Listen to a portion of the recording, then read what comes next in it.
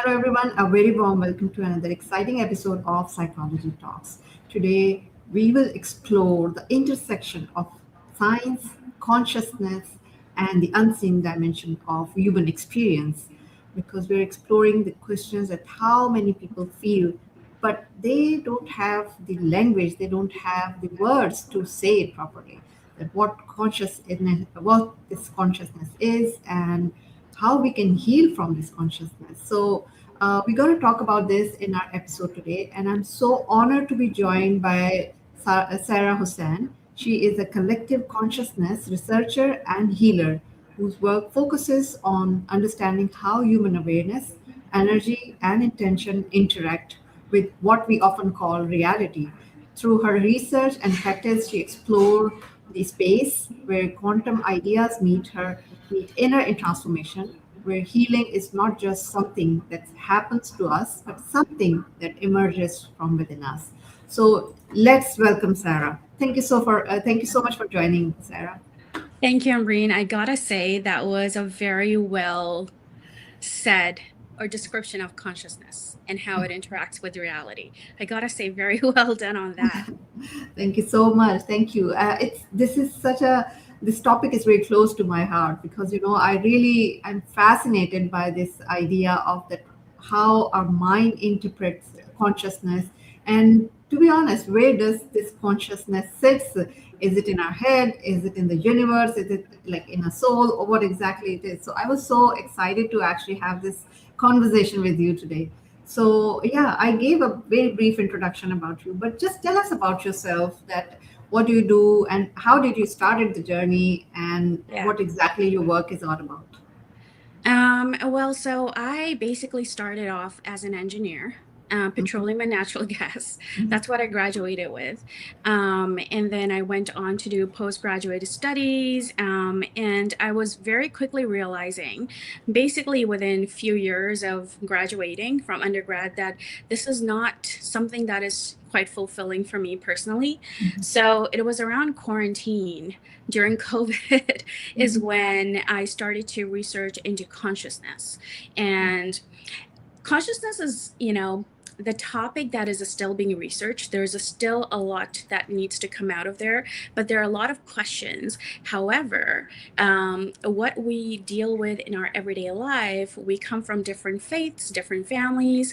We really don't know how to merge our own human experiences with the scientific knowledge given to us. So I wanted to just understand, are we just limited as human beings, or is there more potential within us?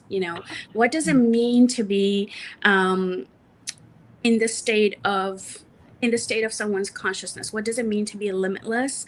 And I also needed to understand, as human beings, are we just the bodies, or do we have something else about us? Yeah. What is this whole system that we are a part of? So what I quickly learned was that there is consciousness, and science is diving into it, but it is still researched on, and there's not a lot of awareness on this topic. But I got very excited about it is because as human beings, we're quite limited. I can only run so fast, right? I can only see so many colors. My eyes also follow a spectrum. My brain can only think so much. But outside of my own intelligence, if I'm getting dreams, if I'm getting ideas, if I'm connecting to a friend who was thinking of me, if I'm thinking, oh my God, my gut is saying I can get this job. What does that mean? How does my gut know this, right? And I know there are a lot of people who go on to say, well, your gut is also in a second brain. And so you acquire intelligence and data as you go through the world. And that's why your gut can signal when something is off. Absolutely makes sense. But what about scenarios that I've never been a part of, like going into an interview and feeling in my gut that it's going to go well? It's almost like I'm foreseeing events in life. And that kept happening, right? That happens to you, that happens to me, that happens to everybody. And I dove into understanding what consciousness really is through physics. And then I started my own podcast. I would talk about personal development, consciousness, and whatnot. And that's when I met with Roland, right, who also is basically he's running the heart math, not, I wouldn't say heart math institute, Sarah Child is the president, but Roland McCready is the one who is doing the Global Consciousness Project. So I interviewed him for my podcast. I interviewed the president or the founder of the Global Mhm. Consciousness Project, who Mhm. it started in Princeton University. So what Global Consciousness is pretty much a research which talks about consciousness again on a global scale, and it is measuring the globe's consciousness. So we'll dive more into it, but that is where I started getting very excited because I was like, hey, other people are looking into it. There's uniformity in this field. People are excited about it, but also we need answers. We cannot be living our lives without diving into a quotient of it, which is extremely intelligent and important. Our consciousness is extremely intelligent, and it responds to and our life responds to it. Our, as you said, our intentions, how we utilize our consciousness affects how we live our life. So I dove into it to attain fulfillment personally in my work, and to attain fulfillment as a human being, right? I wanted to learn more about myself. That's how it Yeah, all started. that's really interesting that you started your journey from like engineering and petroleum, and then you end up like doing something. It's like when we think of these two fields, it seems like quite far apart and doesn't have Hmm. any intersection. Oh But yeah. yeah, it's like maybe like as you're saying that you have this gut feeling telling you something to go in that direction, and it all ends up like as a coincidences actually, when you just take a look back and you see, oh, where I have like my journey has come like far from what I have been now. So it's like like I always see it as like connecting the dots, and you are here for a reason, for a purpose. Maybe like Yeah. you are sharing all these like healing and helping lots of people. So this could be one way universe wants you to do. So I Yeah. think it's all led you to here. So I know it's really fascinating. It's really fascinating because this is exactly these are the questions that I have in my mind as well. That Hmm. where does these things come from? Like if I see something, or if I foresee something, or if we all have all these feelings, but what is the basic root of all these things? Where is it like originating or something? So tell us Yeah. about that. What exactly it is? What happens when we get these ideas? Where does it come from, and who are we to receive it? Are we just a receiver, or do we have some agency to control these events or something? Mm. So I want to go on with saying that this is a very researched area. We're still, are getting down and understanding what it is that allows us to, get information from each other. But from what I know and what I've researched, our consciousness is connected. And in this universe, it seems like we're not just people, that are interacting with each other physically. We are consciousness, and we do have electromagnetic fields around us which interact with each other. Mhm. So when a person's, name pops up and you're smiling, because you can gather information that they are going to be similar to you and you're going to have a good time with them. And that is what we're talking about when we say the field. And in terms of, so that's the research part. And in terms of my experience, because as you mentioned, I went into the healing space, and there's a lot of development that happened between the time I started in COVID and then the time I started healing, doing the healing practice. So when I went into the healing space, I really gained an understanding of what it means to receive information from your consciousness and how to improve your life.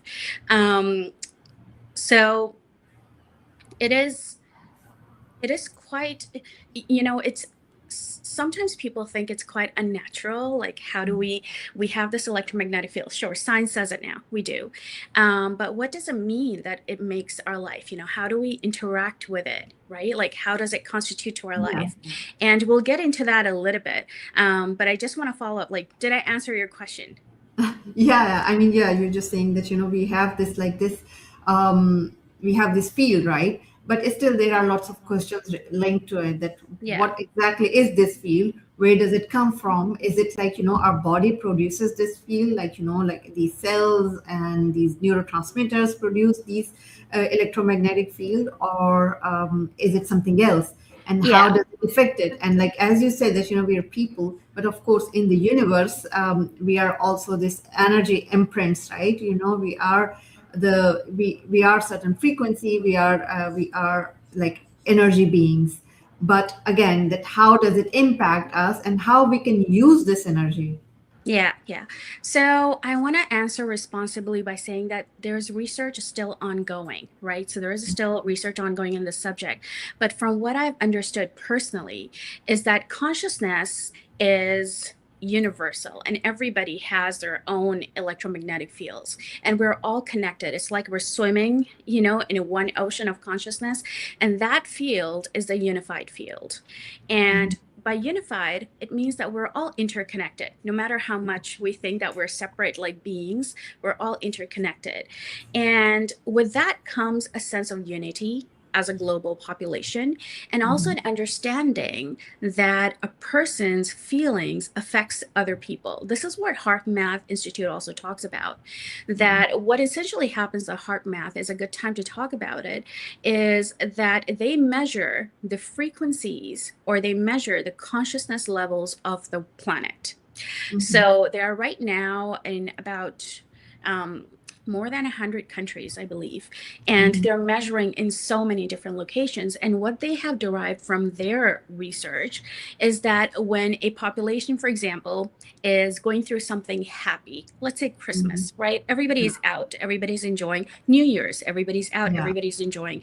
The consciousness at that part of the globe is elevated, it's Mhm. higher, and Okay. how we interact, because positive emotions, it's Yeah. higher, meaning, and remember, if your consciousness is higher, you're going to manifest, a Yeah. better quality of life. We're going to come more to that in detail, but it's higher. People are producing positive thoughts, positive emotions, they're experiencing great things. And at the same Mhm. time, when they research war zones, the consciousness were lower in their frequency, Mhm. meaning that people were having trouble. They were stressful times, and that population together was experiencing that. So, what does that entail? What does that mean? If the population is experiencing something happy versus something sad, that Yeah. essentially means that you're all playing a part. That is what it means. You're playing a part, I'm playing a part.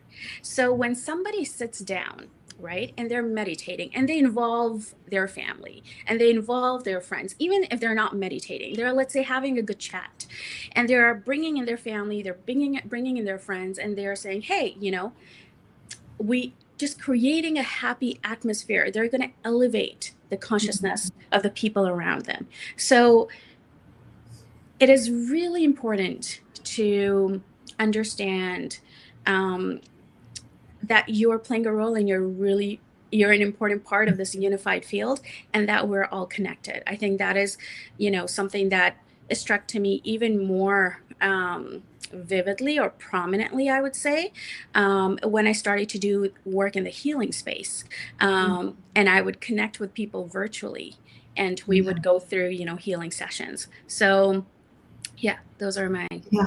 that's my take. Yeah, I love this. And actually, this is really, again, very fascinating that how the entire, like, population can elevate or, de-escalate the consciousness level. Here, like what I picked up from your conversation is that, it's the frequency of like the happiness and the elevated emotions play a major role, that, that elevates the entire like global frequency of consciousness, whereas like those war zones where these consciousness is driven by the state of fear, Hmm. which provokes certain like, state which Hmm. which lowers down this kind of Hmm. overall consciousness level. So it's really fascinating that how we each are connected, that despite no matter where we are and how we are connected with people around us, we don't even know that, how each one of us is playing the role.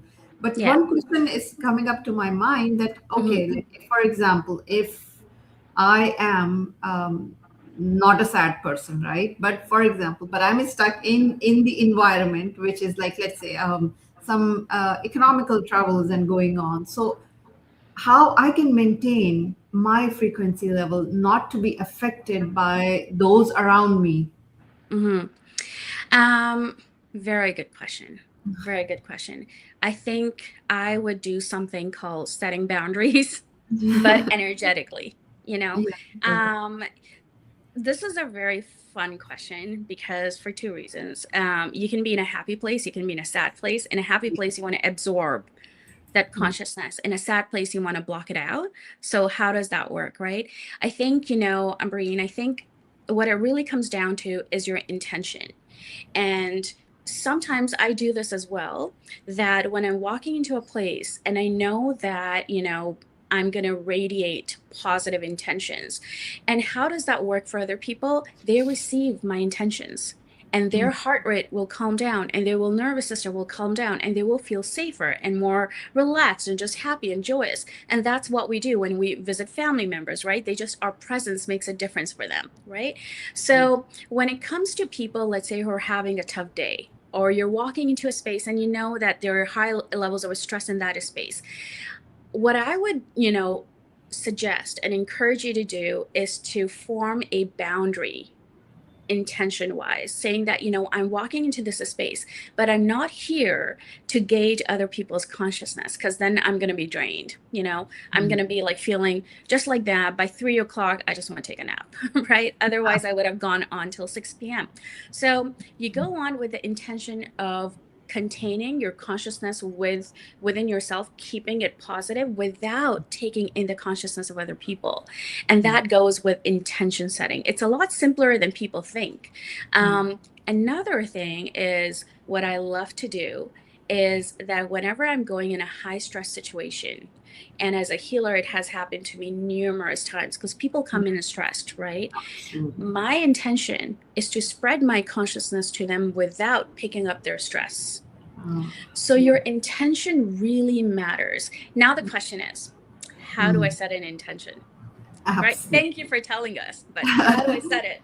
Yeah. You go into a small but very easy to do heart meditation.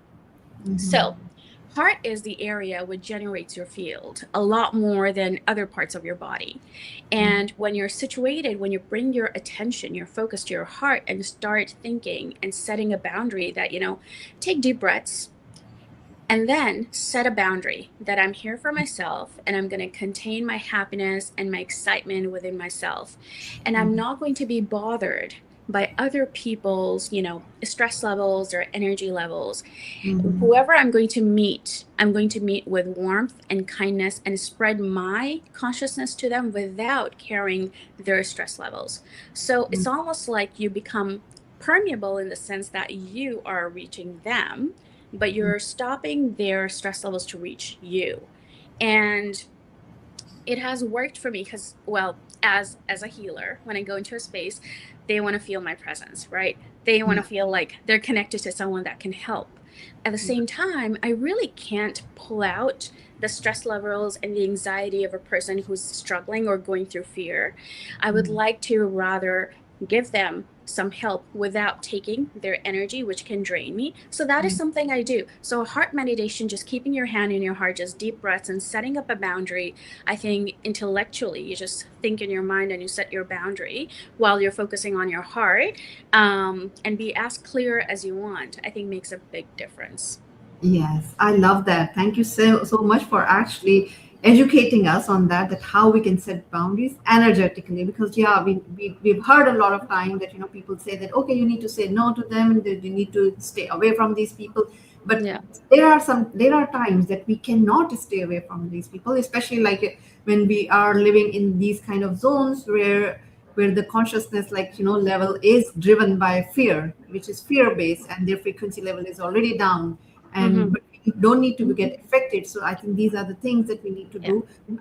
And you're absolutely right that meditation is something that I know, you must have also heard about this, that Dr. Joe Dispenza talks a lot about this, heart and mind coherence, right? You can make a Yeah. heart and brain coherence. Like, you have to have this kind of coherence with you, and then you need to create that kind of a shield that that protects you from those, getting all 100%. different things. Yeah, Yeah. that's amazing.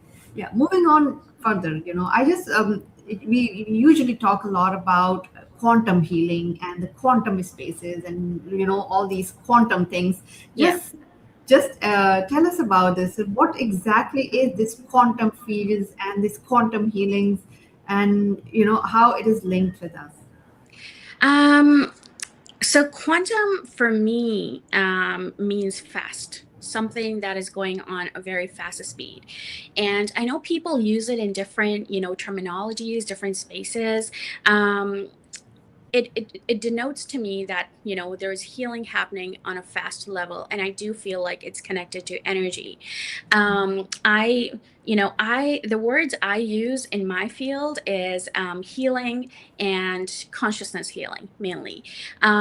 So quantum, to me, it means fast healing, and it also means energetic healing is how I look at it. Yeah.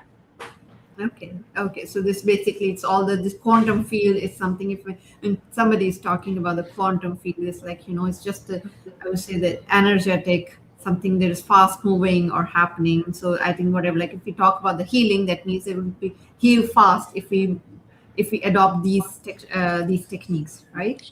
Yeah, so like in physics, the quantum, field, I would say, is very different compared to how people talk about it. I think people talk about it more so, again, energy wise, which is not wrong. But in physics, quantum field is coming to the very small, components of a field. You're getting to the Yeah. micro components of a field. It's quantum. That's, yeah. But I do feel that when it comes to healing, what I follow in my practice, it's energetic healing, what I follow in my practice. And again, to each is their own. There's so many people in this field following quantum, as you mentioned, and they take quantum healing as its name. To me, Ambreen, it just means energetic healing on a core level. I think it's really important to go through that kind of healing. Have you exercised that kind of healing?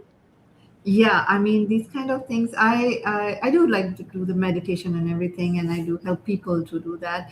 And I think what most people actually refer to the quantum field and everything is more to the spiritual things. Like, when they talk about this beyond science, beyond psychology, is like, Hmm. quantum field. This is the field of the spirituality where they actually go and just Yeah. see all these things, all these. And again, this is spirituality, not only this the monk type of spirituality is more linked, as you said, is more linked with energy. So these kind of things, Yeah. yeah, sort of, I think, and that's exactly, I think, this quantum field, I could just say, which people define is this the intersection of the science and the psychology and the Oh, yeah. spirituality. Yeah. Yeah, I think to help is that a lot of times people do not have an understanding, or it's hard to figure out a spirituality in terms of science, right? Yeah. So even when I was saying that I used to I research through physics, that essentially means, or through science, that essentially means is I'm trying to find a rationale to my experiences of spirituality as a human being. So yeah, a very important field, just to understand what does science say, or what does it even mean when people say that we're connected, right? What does it Yeah. mean through science, and why is a spirituality valid, or why is it rational? I think that's also very important. So yeah. Yeah. Okay. So yeah, just tell us that how this healing, especially when we talk about this energy and these fields that are around us, how it is different from the traditional healing and the traditional therapies. Yeah. So Psychology traditionally, I think, has its own place. Psychology talks about like behaviors, human interactions, forming relationships, boundaries, and those kind of things. And those are all very important. And I think for me personally, it helped me a lot in my own personal development. I used to listen to tons of books, and psychology is so important, just to understand human behavior, understand, my past, my childhood, my relationships, how it's affecting me, my personal bonds at this time in my life. And I think that is where it's helped me a lot. I think spirituality, on the other hand, is very helpful when it comes to fulfillment and hope. You know, um, when it comes to following your path in life and getting real fulfillment, I think that's a spirituality for me. So That's it's like the basically, distinction. yeah, yeah. So I think that is what you're saying, that is linked with your purpose. You're finding out, what is your purpose, and that actually leads you to fulfillment, right? Yeah, yeah, for Okay. sure. So, Yeah. okay. So healing, you're like, I would just say that the healing that you actually practice with the people is more like helping them finding their purpose so they feel more energetic. And then, because I think, as you said, that because they feel more fulfilled, and that's how their energy affect, right? Um, yes, yes, to some degree. And what more so what's happening when people are connected spiritually is that they get the essence of themselves. They really understand what is it that makes me happy as a person, right? What is it that means a lot to me? When it comes to my path, let's say, why does my path matter to me? And what is my path? So there are deeper questions that come to surface in a spirituality. And another thing that has happened to me personally is that I find my purpose and I found my, my guidance in spirituality. So in that path, it was really weird that I would be sitting and studying petroleum engineering and like graduating, and those tough classes. And it was a great school, great, graduated with fair grades. It was fine. Engineering is tough, as you may know, but it was really fascinating for me as a child, not a child, as I would say, like, university student at the time. And when I was graduating, that I'm graduating and I know in my gut, very quickly, like a couple of years Mhm. after, right, at the age of 24, that this is really not my purpose. There is more to this. It's really interesting, right? Yeah. And it is only when I dove deeper into myself, into my own kind of like understanding intention, I realized that, well, where am I finding fulfillment? Where do I feel that this is my purpose? This is my path. Then it also extended to my relationships. Sure, again, psychology helps in understanding human behavior. And then Yeah. you dive deeper in your own spirituality, in your own consciousness, in your own self, and you understand which relationships mean more to me and what can I do to nurture those relationships. So you really start to surface the deeper questions and you gain a better understanding of yourself. So for me, spirituality, whether you call it a spirituality or you call it consciousness or you call it learning about yourself, for me, it is to gain fulfillment in life and to be honest and authentic with yourself. Yeah. Yeah, amazing. I mean, yeah, that's really amazing. And I think it will actually end up with being more aware about yourself, getting to Hmm. know who you are, and then that's how you can actually take that path. So Yeah. just tell us that, what are some practical tips or practical, you would say that, steps when, like, the audience who are listening, then Hmm. take some those steps and become more aware of like their own fulfillment. They know that where they need to go to be more healed, because there is a lot of stress in our in our world, in the people around us. So how they can calm themselves down and find their own purpose and find their own fulfillment. Yeah.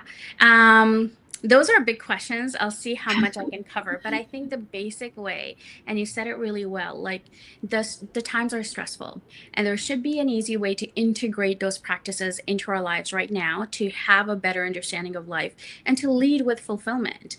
Yeah. And I think a very honest way to do that and a very helpful way to do that is to start journaling and understanding yourself better. Mhm. Why am I sad right now? right? Am I taking too much from other people?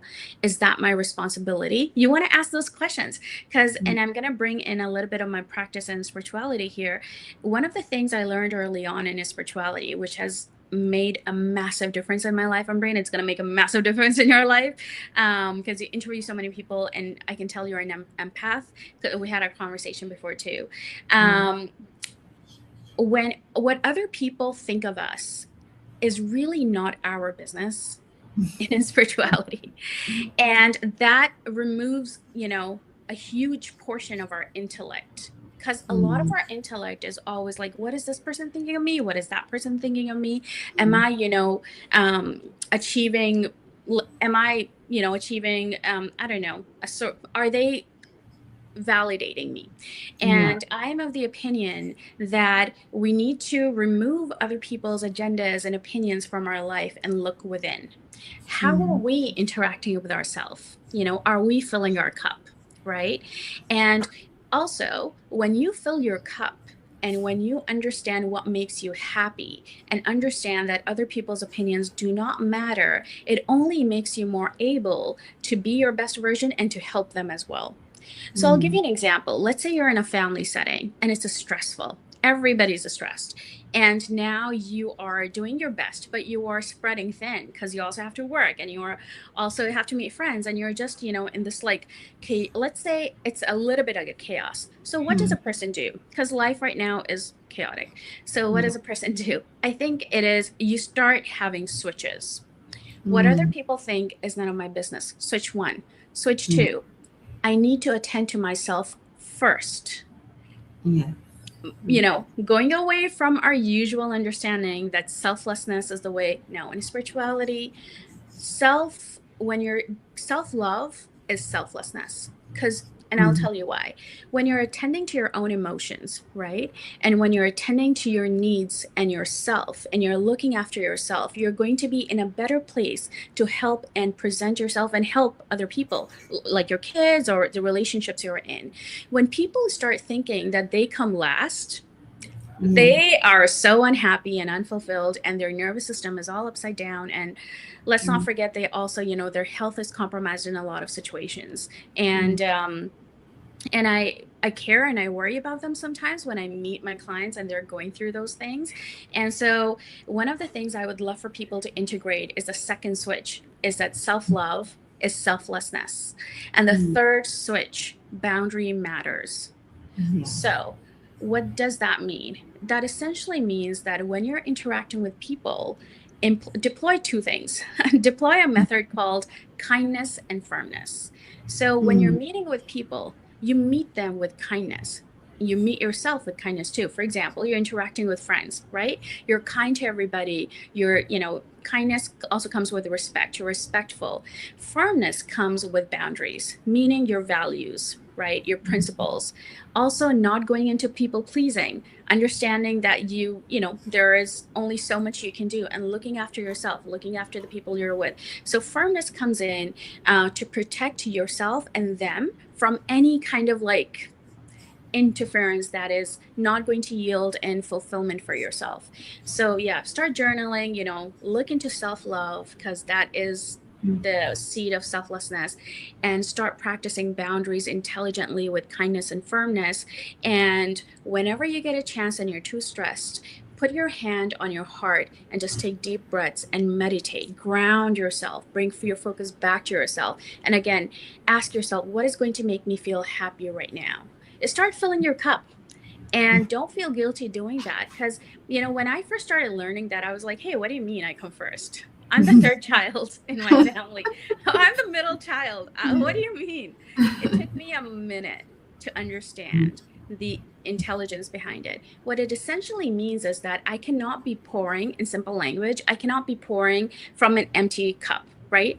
I cannot be going all haywire because I have to now meet my friends. I have to also attend family, and I'm also not feeling emotionally fulfilled. I cannot do all those things. But when I started containing my energy to myself, and I started looking after myself and asking, what is it that I need? Maybe I just need a quiet moment. Sure, I'm going to have it.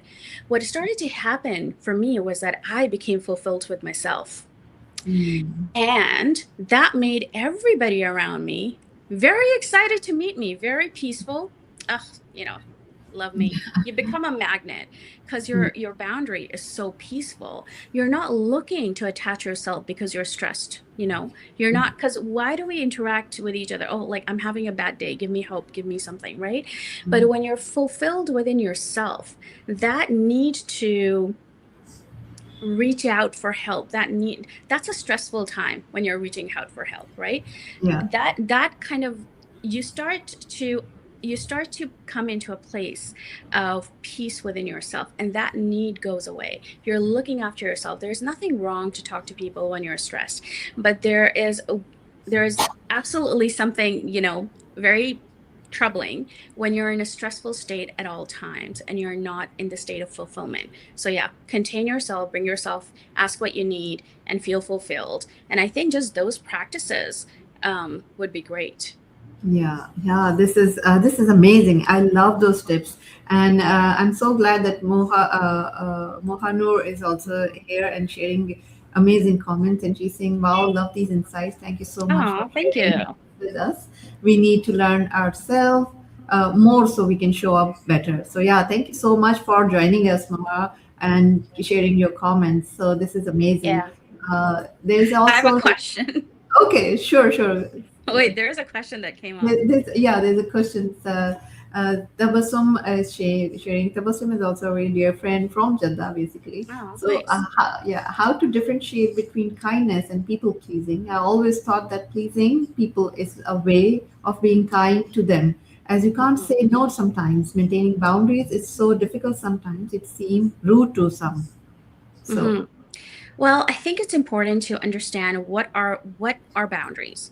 For example, when we talk about boundaries and we say that, hey, I'll give you an example. My friend calls me at 4 p.m. and she's like, Sarah, I really need you to come. We're hanging out. We're just by your home. Can you meet us? Um, I have work to do and I have, courses to fill, for example. My personal, if I'm looking to people please. mm, yeah, yeah. Go Okay. ahead. If I'm looking to people please, I'm probably going to say that, okay, I'm going to do this work later, right? And I'm going to rush to meet my friends.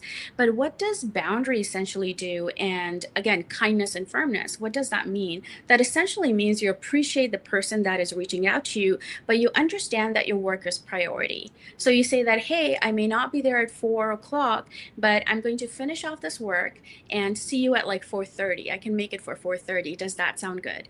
Mm, And they go like, yes, that sounds perfect, we'll see you at 4:30. Again, respecting yourself, that work is my priority and this is what I need, and also respecting somebody's effort of reaching out. People pleasing would be that, hey, so what if I have work, let me put this aside, I'm still going to go meet you. What is that going to do over time?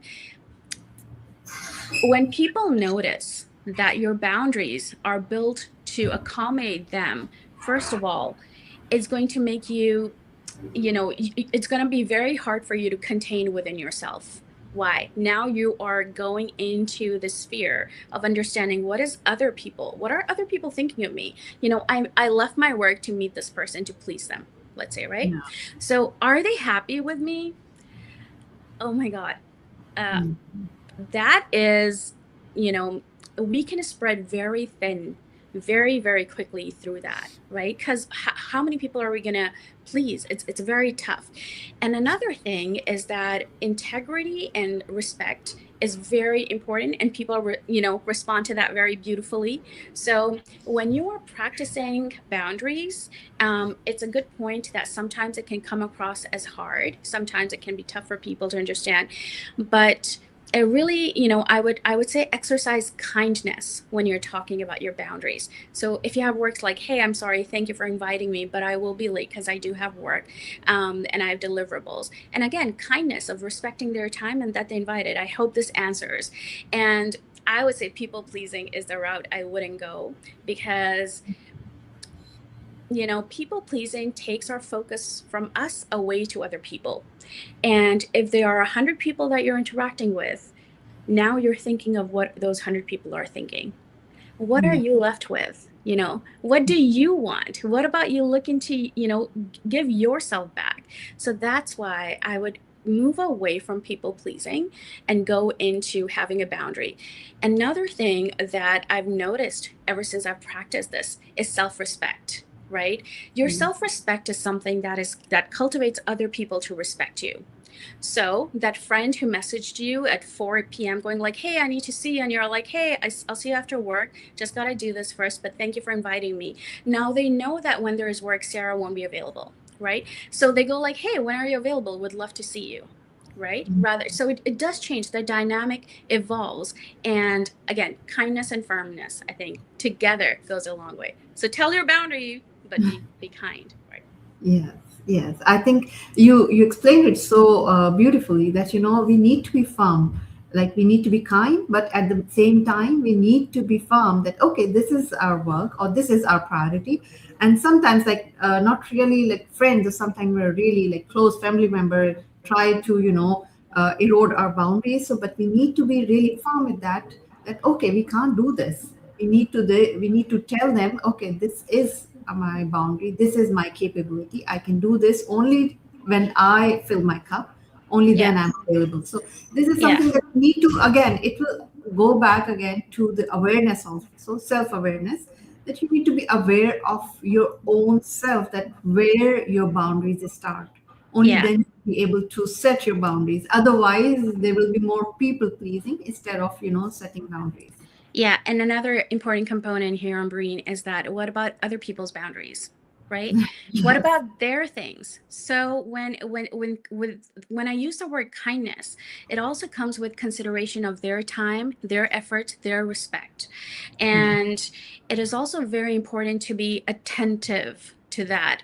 So when that friend came at 4 p.m. and asked me to hang out, and I was with myself and I was working, now at 4:30, when I go back, I'm going to ask, hey, how have you been? What's going on? All of my attention goes to them, making sure that since they took out the time to see me, I'm also doing justice with their time and respecting that. So it really is looking after each other in a very simple way. Yeah. Yes, I love that point, and thank you for adding, because Yeah. most of the time when people start saying about the set boundaries, say no to them, they actually forget to Yeah. add this part, and that Yeah. makes the entire dynamics, really one-sided. That those who are kind, but it shows that they are being rude. So I think the rudeness ends when you actually start showing your Yeah. care also to them and respect their boundaries as well. So Yeah. yes, Yeah. absolutely. I love that. So I know that we can go on and on because this topic is so important and so Hmm. close to my heart. So, but Yeah. the time is running by, so is running very fast. So before I end this show, I would just ask that what one piece of advice would you like to give our audience today? Well, one piece, I think my latest chat with you. Um, Mhm. your energy matters. And when you are practicing kindness and firmness in your energy, it really does matter. And I think if there's one takeaway, just take that. I think it makes a massive difference because, as you mentioned, a lot of the times what happens is that people who love you, they're not understanding that, oh, all of a sudden you're unavailable. You're always available to me. How are you unavailable? You're not allowed to be unavailable. But when you're putting a boundary in place, not only are you respecting yourself, you're also understanding that, whenever you're spending time with them, that their needs matter. So you actually talk to them very authentically. You are coming from a place of kindness after all. So you're true to who you are and you're true to other people. And I think you start really putting the seeds for healthy relationships this way. Yeah. So my biggest takeaway would be to just practice kindness and firmness and practice self-love. Yeah, I love that. Absolutely love that. I think if people start like intentionally practicing this, this world will become really a good place, a better Yeah. place. Yeah. Yeah. Yeah. So, Absolutely. how? Just tell us that how people can reach out to you. What is the best way? Reach out to me via LinkedIn, Okay. and I have my email as well. It Okay. is hello@officialsom.com. So SOM is Okay. SOM, and you can reach out to me there as well. But you have my LinkedIn. Thanks for putting that on. You can reach out to me via LinkedIn and just let me know I'm coming from Ambreen Nadeem. Because there's so many requests at times and you're filtering through, but I would know that whoever is reaching out is kind enough to again remember me from this episode and is referring to you, so I know and I can give them that kind of attention. So I would love to hear from people from here. Yeah, yeah. Thank you so much. So, thank you so much for sharing these wonderful insights. I love that. I love this topic a lot because this is really fascinating.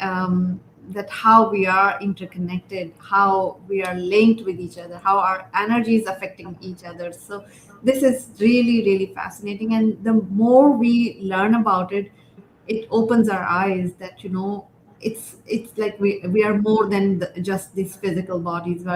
We are just spiritual beings, we are energy beings, and we Yeah, are here to actually manipulate all these energies or to use our energy in a wise way instead of yeah, just wasting our time, wasting our energy. So yeah. anyways, thank you so much for sharing all these wisdom and insights. I thoroughly enjoyed our conversation, and I'm Me sure too. the kind of comments I got here, it's also saying that it's really they enjoyed the conversation as well. So thank you so much. Thanks to all Yeah, those who actually thank you. joined and shared the comments. Thank you. Yeah, thank you everyone. Thanks, Ambreen. This was beautiful. Thank you.